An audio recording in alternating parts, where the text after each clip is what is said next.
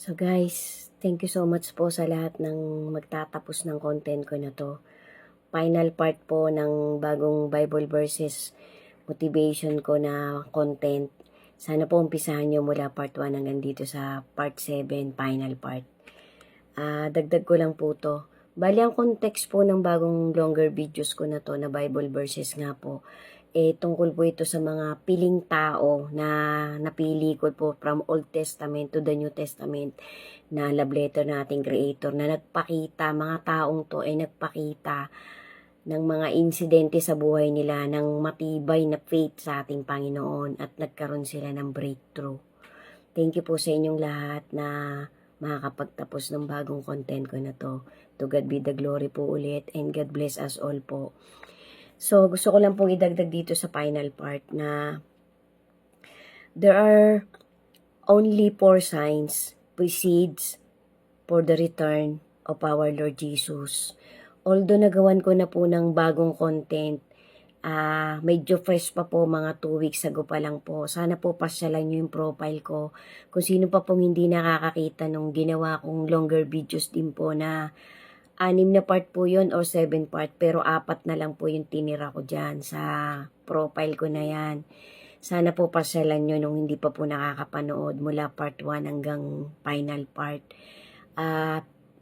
Yung content ko po na yun nagpapakita ng halos 90% to 95% ng pagkakasunod-sunod ng pagtatapos ng humanity at yung final na pagbabalik ng ating Lord Jesus.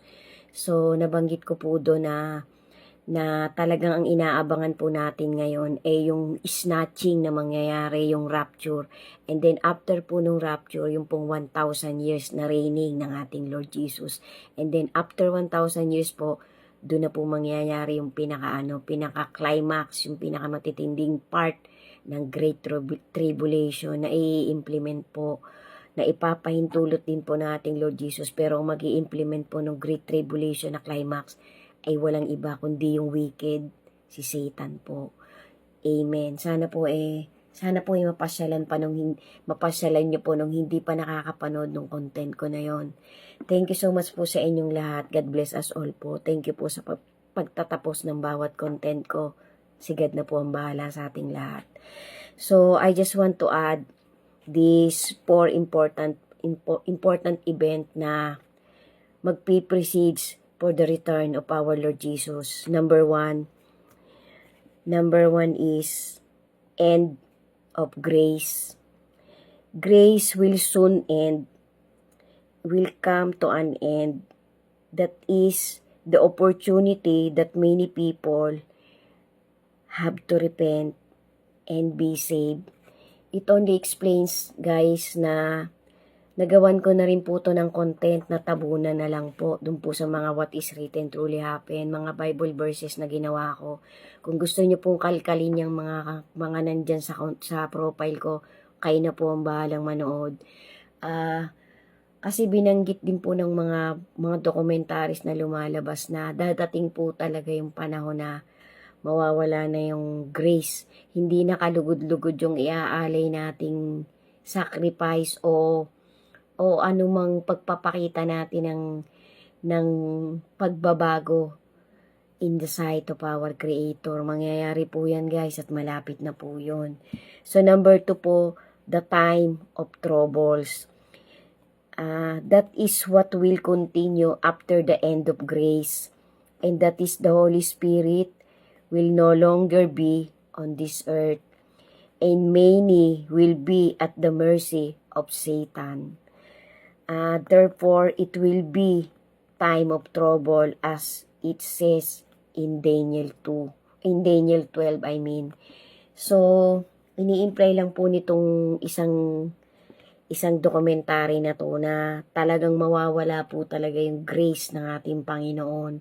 Ibig sabihin, kahit magkumahog pa po ng magkumahog ang sino mang tao nitong last generation of humanity, hindi na po magiging kalugod-lugod sa ating Creator. Yung time na yon, kasi masyado na pong late. Kasi aalisin po talaga ng Panginoon yung mga anghel na pumipigil para mangyari yung climax ng Great Tribulation.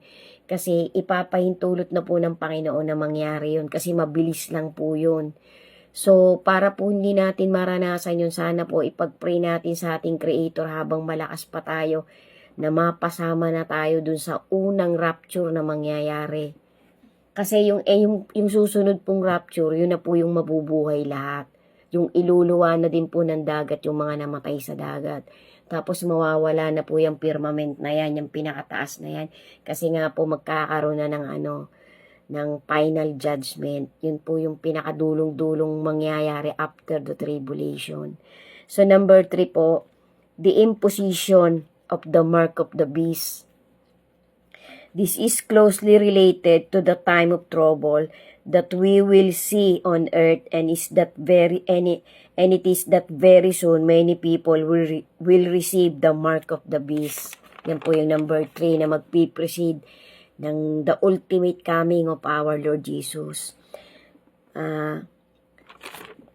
Ulitin ko lang po, many people will receive the mark of the beast for not obeying the commandments of our Creator.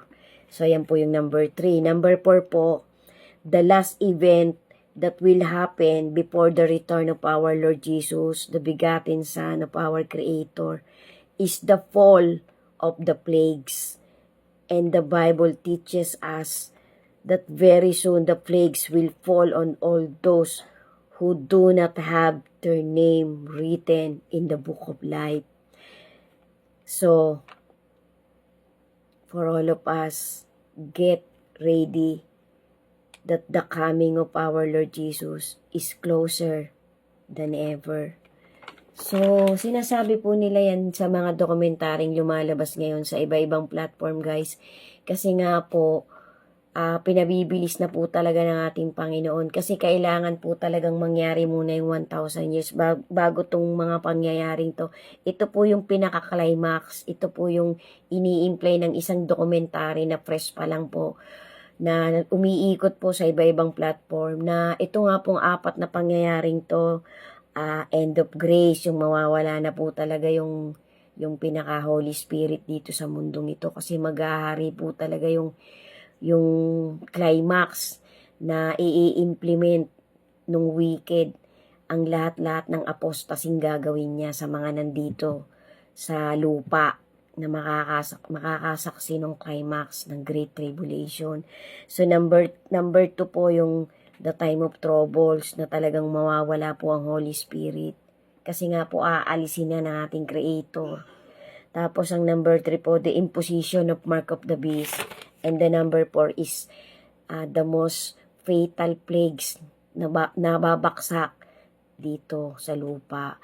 So, kahit po may maiwan dito na talagang naglilingkod pa rin sa ating Creator, matitibay na po yung mga taong yun.